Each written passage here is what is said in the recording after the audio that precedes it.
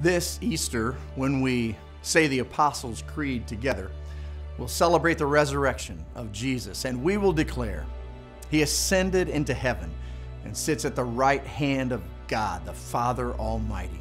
We serve a risen and ascended Lord. And the Bible says that someday every knee will bow and every tongue confess that Jesus Christ is Lord, to the glory of God the Father. He sits ruling and reigning at the right hand of God. Jesus is actively present and extending the rule and reign of God to every place in the whole universe. So when Jesus ascended into heaven, He didn't ascend from here to there. He ascended from here to everywhere. Jesus is alive.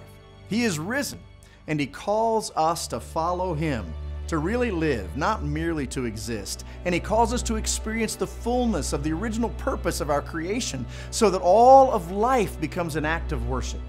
Because He ascended into heaven and sits at the right hand of God, the Father Almighty, the Church of Jesus Christ has grown out of the parochial swaddling clothes of our Jewish origins and is now a global movement of all tongues, tribes, and nations. And now the church is universal, a word that emphasizes the global identity with all Christians around the world. Now Christ's followers are a part of the communion of the saints, a phrase that emphasizes our spiritual connection with the church throughout space and time. As you read the Apostles' Creed this week, remember this good news.